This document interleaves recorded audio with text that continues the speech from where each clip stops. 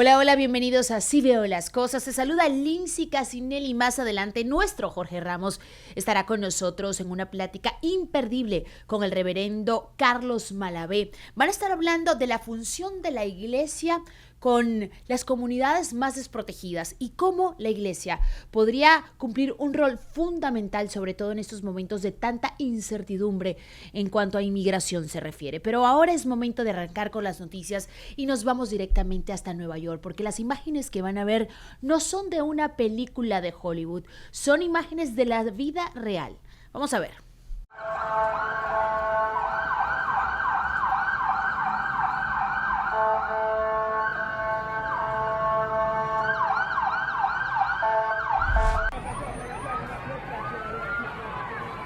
Oh my God, la chinita. Fight! Police!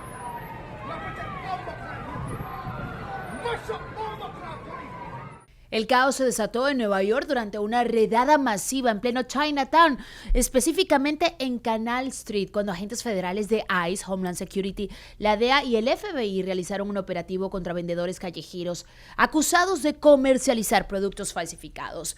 Vendedores corriendo, como vimos, empujones, arrestos, mientras testigos grababan con sus celulares tratando de proteger, por supuesto, a las personas que estaban siendo perseguidas. Activistas y residentes calificaron el operativo como excesivo al reportarse el uso de vehículos blindados, como lo veíamos en esas imágenes, y armas largas. Vamos a ver qué ocurre. Hay, por supuesto, manifestaciones en protesta a este tipo de acción, ya que hay que recordar que Nueva York es una ciudad santuario. Vamos a continuar con más, y es que entramos en la cuarta semana del cierre parcial del gobierno y más de 750,000 empleados continúan sin recibir su pago, su salario, su quincena, mientras que el Congreso sigue estancado y no llega a ningún acuerdo. Los demócratas propusieron extender el financiamiento hasta el 31 de octubre y reactivar los subsidios de salud, sobre todo, pero no consiguieron los votos necesarios, mientras que son miles las familias que se encuentran en estos momentos en predicamento, con problemas para poder llevar el pan a la mesa y pagar la renta, que por cierto es la próxima semana. El presidente de la Cámara de Representantes, Mike Johnson, reafirmó su apoyo al presidente Donald Trump, asegurando que no hay nada que negociar. Pero vamos a escuchar al mismísimo mandatario de los Estados Unidos hablar acerca de este tema. I'd love to meet with them. I just want them to open up the country first. You know, the country is so hot right now, and they've never voted against, continuation. They've never voted against. They've never done that. They're doing this because they have Trump derangement syndrome. But I would love to meet. I would like to meet with both of them, but I set one little caveat. I will only meet if they let the country open. They have to let the country open. The people want to go back to work. They want to be served. They need the services of some people, and a lot of people need the money, the payroll. So I'll do it as soon as they open up the country. I'd like to meet. Los republicanos culpando a los demócratas hacen lo propio con los republicanos. Al final, los afectados somos nosotros, los ciudadanos de los Estados Unidos. ¿Qué tiene que decir el líder de la minoría? Vamos a escuchar a Chuck Schumer. Donald Trump, instead of leaving the country or before he leaves the country, should sit down and negotiate with us so we can address this horrible crisis. He should not be going away before he negotiates. The American people are in crisis. Wick and SNAP are supposed to run out of funding on November 1st. Does that change Democrats' calculus at all? No, it should change Republican calculus that they should sit down and negotiate a way to address this crisis. They caused it. They're the ones maintaining it. All they got to do is sit down and do what has been done time and time and time again on any of these CR issues. Sit down and negotiate with the other side. Ask them. We asked Speaker Johnson a few minutes ago, and he said he was on the phone with the president, who said he doesn't want to meet with you until after the government is open again. The president should meet with us. It's not me, him, or anything political. It's that the people are in crisis. Ya son 22 días, declaraciones de un lado, declaraciones del otro, y la verdad, nuestra gente que se está viendo directamente afectada. Vamos a escuchar a empleados federales quienes no han recibido su pago y que se encuentran ahora en problemas económicos. You know, with my rent due next week, I could take anything I can get. At this point, I haven't gotten a paycheck this month. So the free groceries is very important, very helpful. I've been furloughed before. I've never seen it like this, where, you know, people actually had to go to a food bank. Normally it's maybe a week or two or a day or two or whatever for furlough, but not like this, where there's nothing coming in.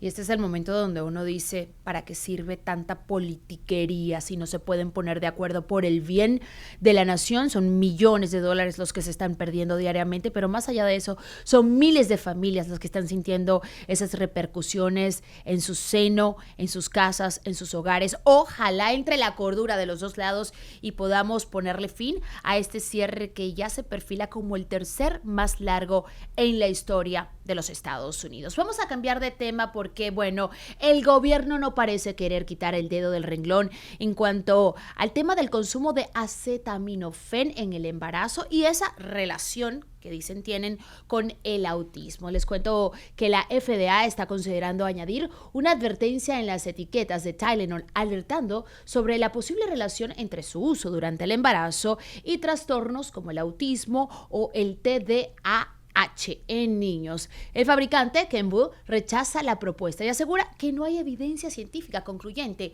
que respalde lo que ha venido diciendo el gobierno o esa conexión. La medida llega en medio de presiones políticas luego de que el presidente Donald Trump, ustedes lo han escuchado anteriormente decir, que mejor aguanten el dolor de cabeza antes de tomarse una acetaminofén. Esa fue la recomendación que él le dio a las mujeres embarazadas. También el secretario de Salud, Robert F. Kennedy Jr., pues han vinculado públicamente el uso del acetaminofén con riesgos neurológicos en los niños. Pero más allá de qué tienen que decir los políticos, a mí me gustaría escuchar qué tiene que decir un experto en el tema de la salud. Así que vamos a escuchar a un experto precisamente en ese tema.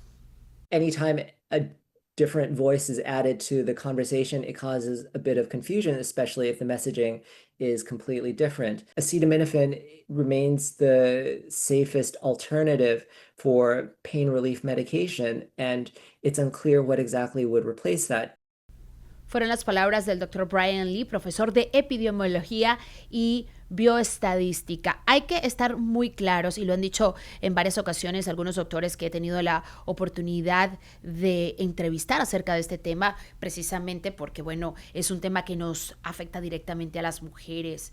A veces es peor no tomar una medicina y las consecuencias pueden ser mucho más fatales para el niño. Así que, por favor, infórmese correctamente y haga una decisión educada acerca de si tomar o no una medicina. Hasta el momento no hay pruebas científicas que digan que tomar acetaminofén realmente es la causa del autismo. Cuidado con eso.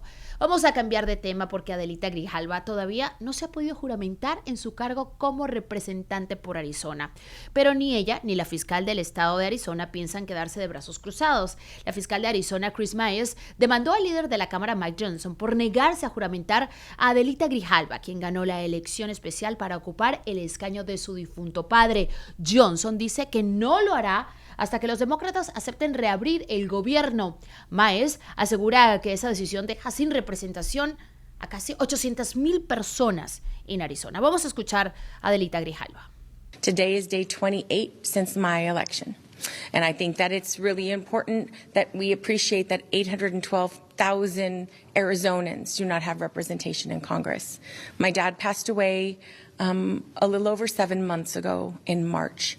And since that time, the offices were able to provide constituent services. On September 23rd, those services ended. And so I do not have access to provide services in district. I also don't have a budget. So this back and forth, coming back and forth, is on my miles that I had stored up. I'm not able to open a lease in district. They're trying to provide piecemeal solutions to some of the problems that we have. But respectfully, there's so much that cannot be done until I am sworn in. And so every moment that passes that I'm not able to provide constituent services or be a voice for Arizona, I can't bring the issues forward that they sent me here to do. And so while, we're getting a lot of attention for not being sworn in, I'd rather get the attention for doing my job. Ante tanta inacción por parte de Mike Johnson, lo bueno es que no se están quedando de brazos cruzados ni el estado de Arizona ni Adelita Grijalva. Aquí ya tenemos la demanda que es formal, buscando por supuesto una pronta resolución. Y lo que les voy a contar a continuación, yo no sé si ustedes lo habían visto antes, pero yo en lo personal jamás había visto que el presidente de los Estados Unidos buscara una indemnización monetaria de parte del Departamento de Justicia. ¿De qué estoy hablando? Bueno, Donald Trump está pidiendo $230 millones al Departamento de Justicia por lo que él considera investigaciones injustas en su contra, como la pesquisa sobre la injerencia rusa por allá en el 2016 y el allanamiento a Mar-a-Lago en el 2022, donde él tuvo que presentarse ante la justicia, defenderse de alguna manera. Trump dice que no quiere el dinero para él, sino para donarlo a organizaciones benéficas, pero la situación ha generado polémica, por eso queremos escuchar lo que tiene que decir la senadora de los Estados Unidos, Amy Klobuchar. If he gets this money, do you think that you as a member of the United States Senate will find out about it or will know about it? I would think so. Things don't seem to keep quiet. We usually find things out. But again, this is just the pattern. Corruption is up, chaos is up, and sadly for the American people, costs are up. Bueno, Donald Trump no solamente dijo que estaría considerando buscar esta indemnización, aclaró que no utilizaría el dinero para él, sino para organizaciones benéficas o también quizás podría ayudar a la remodelación tan polémica de la Casa Blanca.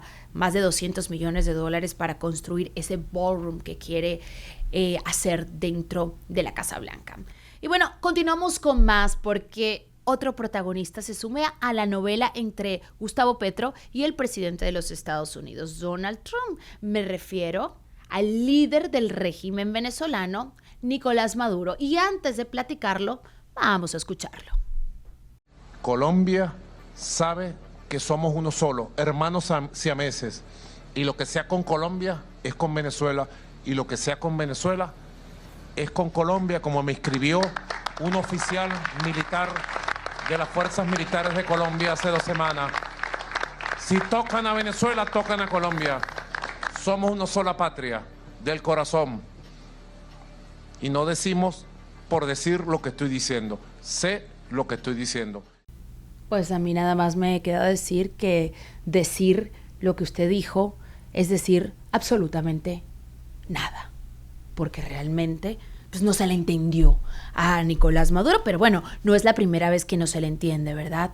Ya nos tiene acostumbrados a este tipo de declaraciones donde sencillamente pues quiere tomar parte o partido de lo que está pasando entre Colombia y Estados Unidos y este problema internacional que están teniendo ambas naciones.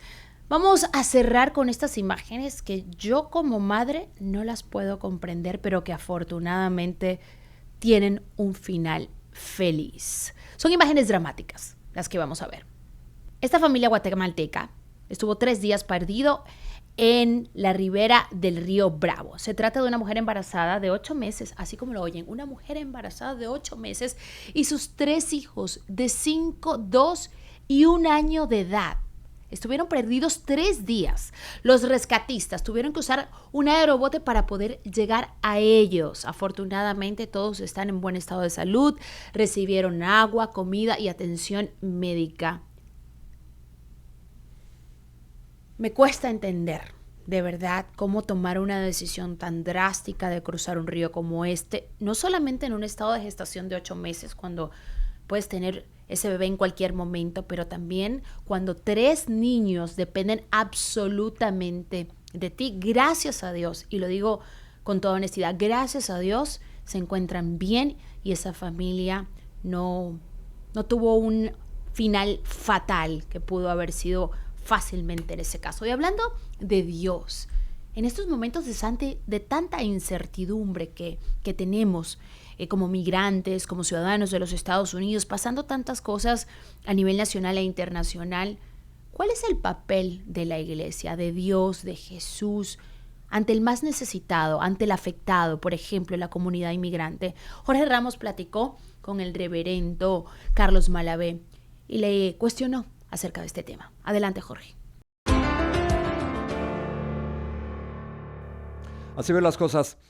Tengo una duda, una duda sincera. Quiero saber cuál es el papel de los religiosos, de los sacerdotes, de los reverendos, cuando hay una crisis política en un país o cuando se están viviendo momentos sumamente complicados? Quiero saber, por ejemplo, a quién le toca defender a los inmigrantes aquí en los Estados Unidos. Y para eso, durante el fin de semana estuve conversando con el reverendo Carlos Malavé, presidente de la Red Nacional Cristiana Latina, y no me parecía que habría mejor persona que él para explicarme cuáles son estas diferencias y límites de lo religioso y lo político. Reverendo, gracias por estar aquí en el programa. Jorge, muchas gracias a ti por darnos la oportunidad de compartir con tu público este día. Con mucho Reverendo, gusto estamos aquí. Quiero entender, ustedes como religiosos, cuando ven que están atacando a los inmigrantes, cuando hay redadas de personas encapuchadas sin identificación que están separando familias, cuando se están metiendo a las escuelas y a las cortes para arrestar y detener a personas que no tienen un récord criminal, ¿qué es lo que dice su religión, reverendo? ¿Cuál es su obligación? ¿Qué es lo que usted tiene que hacer? Mira, Jorge, gracias por la pregunta. Yo te voy a contestar, pero antes de contestarla, deja ponerla en un contexto general como ser humano. Por favor. O sea, como ser humano, independientemente, yo creo, de que yo sea religioso o no sea religioso, un ser humano que tiene un sentido de emoción, un sentido de moral, un sentido de ética, cuando ve lo que le está sucediendo a nuestro pueblo, lo natural, yo pienso, y lo normal es que se llene de rabia. Que no, porque no podemos comprender lo que está pasando. Ahora, después de haber dicho esto, déjame decirte que el papel de la iglesia, yo veo bien claro el papel de la iglesia cristiana en dos áreas. Una es el área pastoral y el otra es el área profética. Y bien cortito te describo esto. En el área pastoral, la iglesia tiene la responsabilidad de acompañar al pueblo, de sufrir con el pueblo, de apoyar al pueblo, de ser una voz por el pueblo. Y ahí ya entramos en el aspecto profético, que nosotros llamamos el aspecto profético. La iglesia, si la iglesia quiere ser una iglesia fiel a los principios de la iglesia, a lo que nosotros entendemos que Jesucristo le enseñó a la iglesia, entonces la iglesia tiene que tener una voz profética. ¿Qué quiere decir eso? Eso quiere decir que la iglesia no puede quedarse callada. Que la iglesia, cuando la iglesia ve que se está persiguiendo al pueblo, cuando nosotros vemos que se están llevando unas pólizas o unas políticas en el país que son detrimentes a nuestro pueblo, nosotros no podemos quedar callados. O sea, y si yo como líder me quedo callado ante eso, hablando de la labor profética, yo soy infiel, basado en los principios de Jesucristo y de la iglesia. Reverendo, entonces, para tratar de entender eso, si ustedes no se tienen que quedar callados, ¿hasta dónde pueden llegar? Por ejemplo, si yo fuera a su iglesia el próximo domingo, yo lo voy a estar escuchando a usted defendiendo a los inmigrantes, pero ¿hasta dónde puede llegar usted? Es decir, se mete en cuestiones políticas, se mete a atacar partidos políticos, se mete a atacar líderes, o hasta dónde pueden llegar a usted para proteger a un inmigrante. Mira, Jorge, bajo circunstancias normales, nosotros vamos a tratar, yo creo que debemos tratar como líderes religiosos, bajo circunstancias normales, mantener una línea bien clara entre lo que es la política y la fe y el pueblo. La realidad, Jorge, es que no estamos viviendo en un tiempo normal. O sea, el tiempo que nosotros estamos viviendo es un tiempo de crisis político, social, como desde el aspecto latino, como nunca hemos visto, por lo menos las generaciones que yo conozco. Yo no recuerdo, llevo 40 años aquí, no recuerdo haber visto ningún momento de ataques tan fuertes a los inmigrantes como ahora. Entonces, siendo que esa es la realidad, entonces nosotros no podemos callar. Y si eso significa tener que nombrar o decir, esto es incorrecto, la administración está haciendo esto incorrecto. O como yo, por ejemplo, a veces digo, ¿qué hay detrás de todo este movimiento? Yo personalmente creo que son prejuicios raciales, sino racismo per se, el mismo racismo. Entonces, cuando nosotros vemos toda esta situación, nosotros no podemos quedar callados. Hay que nombrar la verdad. Reverendo, ¿las iglesias son seguras? Si un inmigrante indocumentado está buscando protección, ¿puede ir a una iglesia y lo van a cuidar? o eso es ilegal? Yo no creo que sea ilegal, yo creo que las iglesias sí son lugares seguros. Nosotros, precisamente, nuestra red formó parte de una demanda que nosotros expusimos contra el gobierno, contra la administración. Desgraciadamente, la juez no vio en el momento ojo a ojo con nosotros, y el caso ha seguido. Nosotros pensamos que en ese momento, solo por principio, nosotros teníamos la razón. Cuando lo que estábamos diciendo es, por más de 30 años, todas las administraciones que hemos tenido, incluyendo la primera administración de Trump, mantuvo la regla de que agentes de ICE no iban a ir a iglesias, a hospitales, a escuelas. ¿Ok? La juez no estuvo totalmente de acuerdo con nosotros. Nos pidió que le probáramos eso. Bueno, nosotros comenzamos eso bien temprano. Teníamos solo un caso o dos casos. Ya se han visto muchos más casos. Claro, la pregunta que tú me haces, Jorge, si la iglesia es un lugar seguro, si es un lugar seguro de parte de nosotros. O sea, nosotros, las puertas de las iglesias están abiertas para servir a nuestra comunidad y nosotros estamos dispuestos a acompañar a nuestra comunidad hasta donde tengamos que ir a acompañar nuestra comunidad, porque para nosotros nos damos al pueblo y a la necesidad del pueblo. Las cuestiones políticas para nosotros es secundario. Nosotros seguimos una ley que es una ley superior, que si una ley humana es una ley injusta, nosotros nos dejamos llevar por una ley que es superior, que protege la dignidad del ser humano totalmente. Reverendo, tengo una duda. Dentro de la iglesia cristiana hay divisiones ideológicas. Se lo pregunto de la siguiente manera. ¿Qué pasa si hay religiosos que creen que la mejor forma de enfrentar la crisis migratoria que estamos viendo es acercándose al gobierno y tratando de convencerlos de que cambien sus prácticas, frente a otros que creen que la manera de hacerlo es manifestándose? ¿Cómo hacen ustedes para tratar de consensuar estas divisiones internas?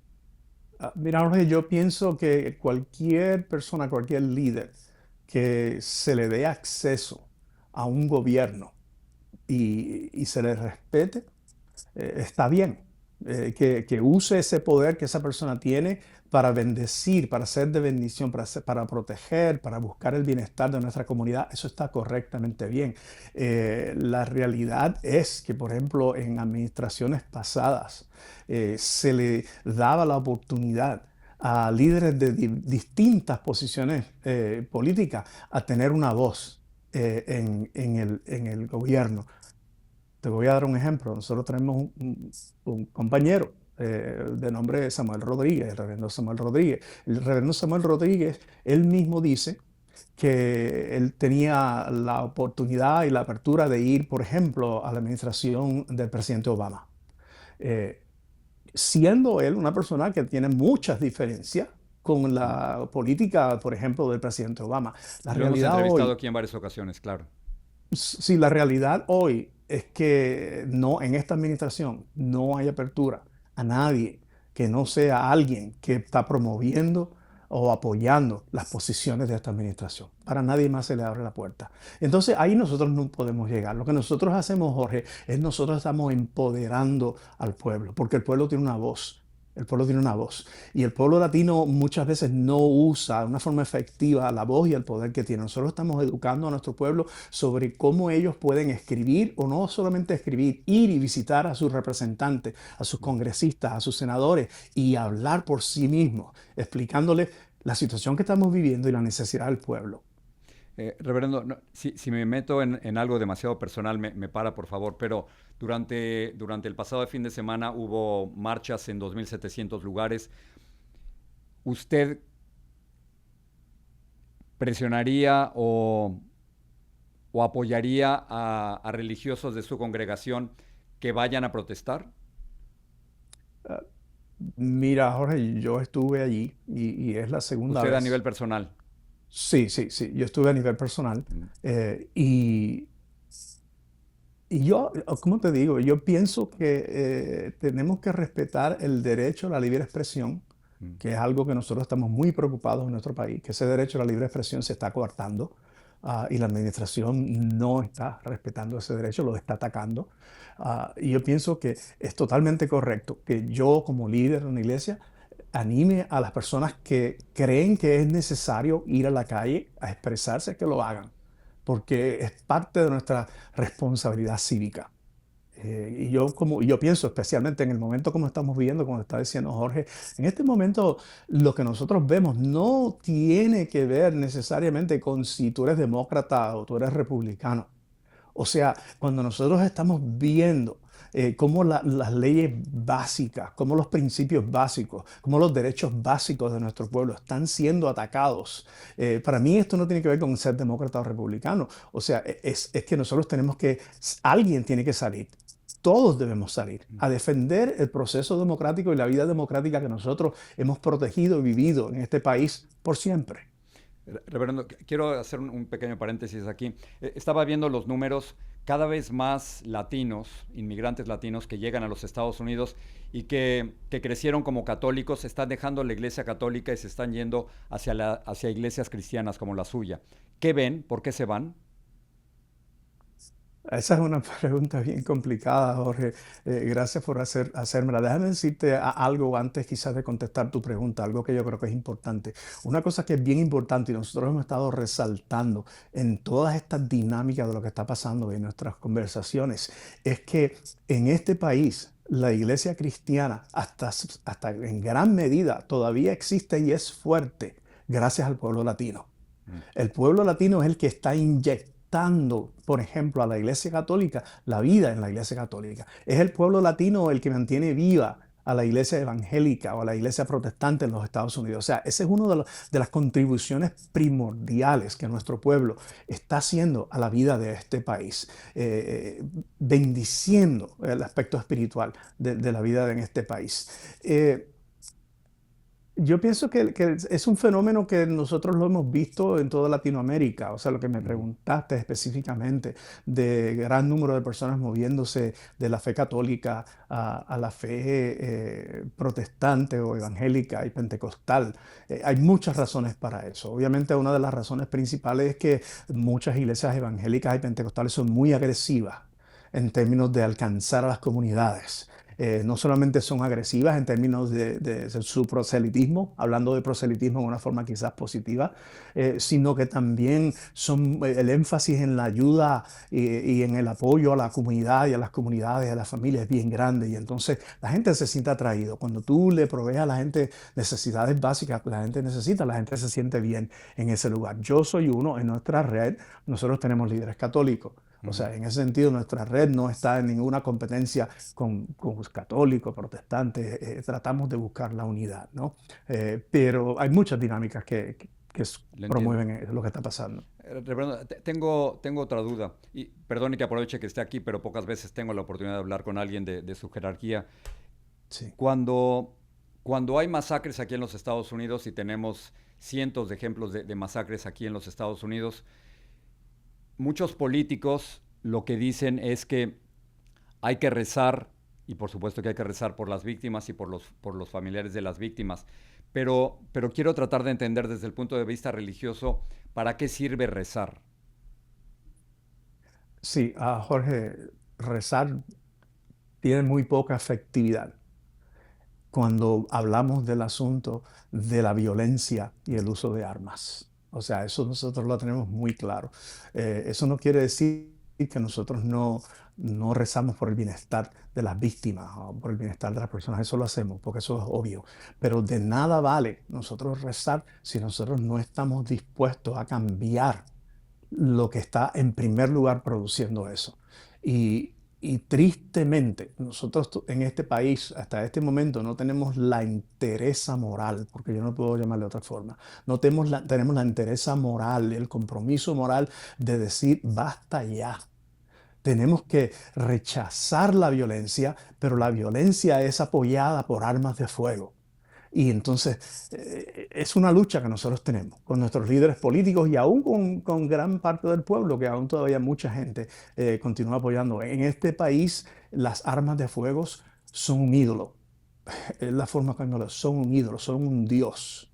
en el altar del cual se sacrifican miles y miles de personas diariamente.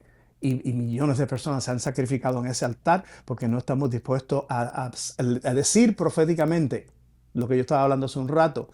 Esto es incorrecto. Esto tenemos que corregirlo. Pero no tenemos la entereza para hacer eso. Reverendo, déjame terminar con algo muy personal. Yo crecí como católico en la Ciudad de México y luego fui a una escuela benedictina. Fue mi experiencia muy, muy negativa. Nos pegaban, nos golpeaban, nos trataban mal, nos hacían creer que nos íbamos a ir al infierno si no nos confesábamos. Al final, haciéndole un cuento mucho más corto, terminé dejando la religión. No soy una persona religiosa y quería preguntarle a usted, ¿de dónde sale su fe? ¿Por qué cree en lo que cree? Y si usted está totalmente convencido de cuando usted y yo nos vayamos y no estemos aquí, de que va a haber algo más. Gracias, una pregunta muy personal, Jorge. Te agradezco sinceramente por hacerme eso. Podríamos hablar horas sobre eso, pero no tenemos horas, tenemos muy poquito tiempo. Quiero confesarte que yo me crié en un hogar donde mi papá era agnóstico. Y mi papá creía en un poder superior. Eso era lo único que él creía. Y yo, cuando crecí, hasta la edad de 17 años, también era agnóstico. Luego, a esa edad, tuve una experiencia que no tenemos tiempo para contarlo, pero en ese momento cambiaron mis perspectivas. Algo que yo quiero decirte es que yo sigo creyendo que existe ese poder superior. Yo he creído que en la persona de Jesucristo ese poder superior se ha manifestado en carne, humanamente, y nos ha alcanzado y nos ha hablado. Pero una cosa que yo abrazo siempre es la duda. Muchas personas piensan la duda es mala. No, la duda es magnífica. La duda nos ayuda a seguir cuestionándonos, a seguir preguntándonos, ¿es correcto esto o no es correcto esto? Y nosotros no podemos, yo pienso por mi perspectiva, nosotros no podemos quedarnos con vivir con una visión de un túnel donde lo que yo creí es esto y se acabó, y si tú no crees esto, ya estamos mal. Jorge, me hubiera gustado que estuvieras en la iglesia este domingo, porque yo precisamente compartí y prediqué sobre esto, y lo que yo predico y lo que compartí esta semana en la iglesia es, yo creo en un Dios que es un Dios de amor. Es un Dios de amor que nos abraza y nos recibe tal como somos, sin ponernos condiciones ninguna, y nos dice, yo te amo. Y no hay condiciones. Cuando yo lo que expliqué fue cuando yo encuentro a un ser superior y a un Dios que me dice a mí, te amo tal como eres, te recibo tal como eres, la respuesta natural de mi alma es decir, yo voy a ser un buen ser humano, yo voy a ser una buena persona. Si yo he recibido un amor tan grande, lo único que voy a vivir es para dar amor a otros y transformar el contexto, el ambiente donde yo vivo, que sea un contexto donde el amor sea el principio que nos une y que nos mueve. Reverendo, gracias por su respuesta y me temo que esa es la primera de muchas conversaciones que vamos a tener usted y yo en cámara y fuera de cámara. Reverendo gracias, Carlos Jorge. Malavé, presidente de la Red Nacional Cristiana Latina, gracias, de verdad, le agradezco mucho que esté aquí con nosotros y que me hable de esa forma tan personal. Gracias. Mucho gusto. La iglesia debería ser un lugar sagrado, debería ser refugio para los más necesitados. Me quedo con lo que terminó diciendo el reverendo. Más allá de la institución, creo que nosotros tenemos que aprender a ser buenos seres humanos, independientemente de la religión que tengamos, hacer lo correcto, tener convicción. Regresemos a identificarnos con esos valores que nos hacen sentir orgullosos cuando nos levantamos de la cama, el no quedarnos callados ante la injusticia. Hoy más que nunca necesitamos reencontrarnos con nuestra mejor versión, esa que se preocupa no solamente por lo que nos pasa a nosotros directamente, pero por lo que le pasa al vecino. Ahora es momento de leer tus comentarios. Gracias, como siempre, por participar y por apoyarnos aquí en Así Veo las Cosas, un espacio seguro para informarte de lo que tú necesitas saber durante el día a día. Don Omar 541, me pregunto si será primo de el gran reggaetonero Don Omar. Felicidades, Jorge, mis respetos. Buena entrevista con el defensor del consumidor. Esto es global. En El Salvador están pasando cosas horrorosas cada día y por ser un país tan pequeño no le dan cobertura. Lamentablemente, ojo, dice, gracias Don Omar por tu comentario. Grace and Hopper también dice, es lo más indignante y denigrante hacia el pueblo estadounidense. Y lo peor es que fue publicado por el presidente de los Estados Unidos. Bueno, me imagino perfectamente a lo que te estás refiriendo. Ese video que te hace que te duela el estómago de la indignación, ¿no? El país más poderoso del mundo. Qué vergüenza para todos. El video de Donald Trump en el avión haciendo lo que hizo, porque no venía a repetirlo. El presidente de los Estados Unidos quizás quiso hacer una gracia, pero le salió el tiro por la culata. Y Zoraida Sánchez, 7208, dice, gracias Jorge, muy bonita entrevista con tu invitado, muy interesante, el caballero tiene compasión y empatía, con grandes ideas. Qué importante. Dos conceptos que quiero terminar resaltando en este Hoy Así Veo las Cosas, compasión y empatía. Con eso me quedo. Gracias por haber estado con nosotros, por la confianza. Para mí es un privilegio acompañarles. Nos vemos mañana. Gracias.